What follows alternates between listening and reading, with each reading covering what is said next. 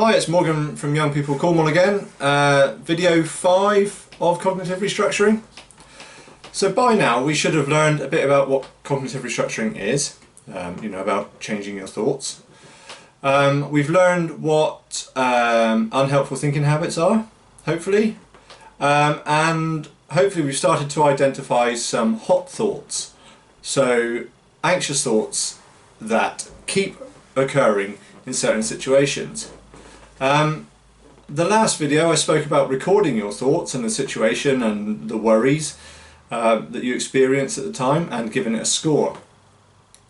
So if you've been able to record your thoughts, and like I said in the last video, I think if you were working with a practitioner, you'd probably spend a couple of weeks recording your thoughts before we got to this stage.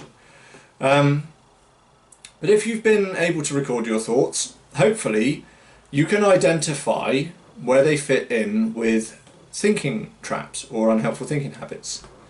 So, are you predicting the future? Is one of your thoughts, oh, if I go and do this, something bad will happen? That might be a prediction thinking trap, or catastrophizing, or a number of things. Or such and such looked at me when I was walking down the street, so they probably don't like me. That might be mind reading thinking trap. Okay? So the way that we restructure the thoughts now we've got some written down, is we say, right, what is specifically the thought? So in this example, I was walking down the corridor and someone looked at me, so they don't like me. Alright, that'll be the example. So now we need to know, where is the evidence that supports that thought?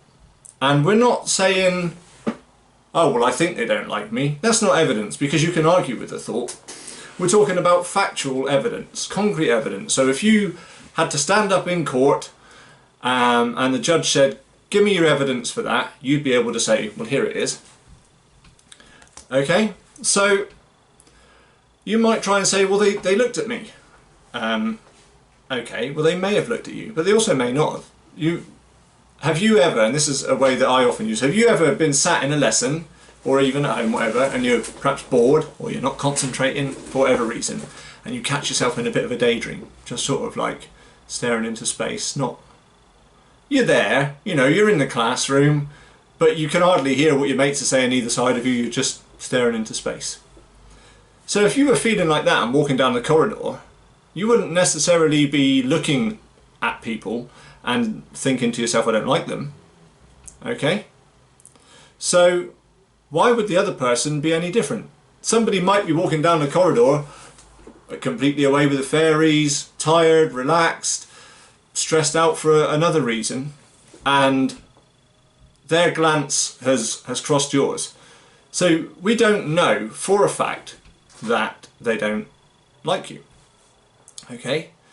So if we don't have any evidence to support that thought, what's the evidence against it? Well, how would you know if they didn't like you? How would you know for a fact? Chances are they'd say, I don't like you. So then you would know for a fact. Well, has that happened? And if that hasn't happened, then we have no evidence to support this thought or this way of thinking. Plus, we've also identified that it fits in with the unhelpful thinking habits of mind reading in this example.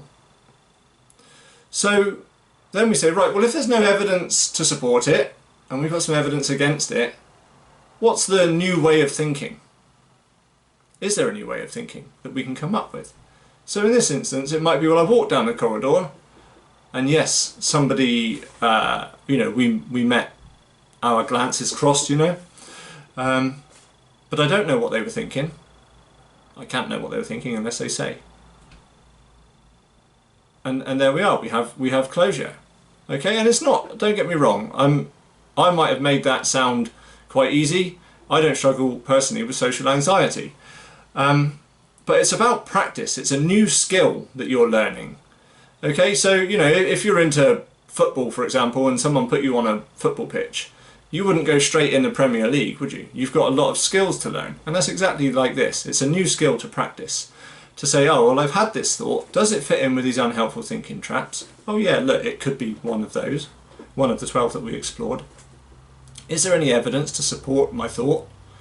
And if you really, really think about it, you know, there might not be any evidence.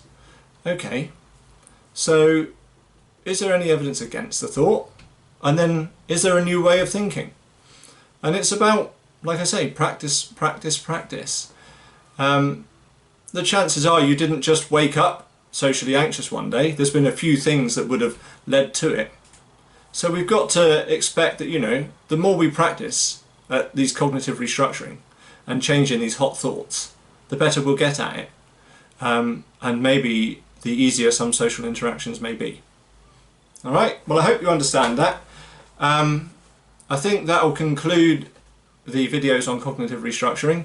Obviously, if you need any help and support, there will be some numbers in the little comments bio thing on the video, and you can always refer into Young People Cornwall to get support if you're struggling with social anxiety. Okay, take care, cheers.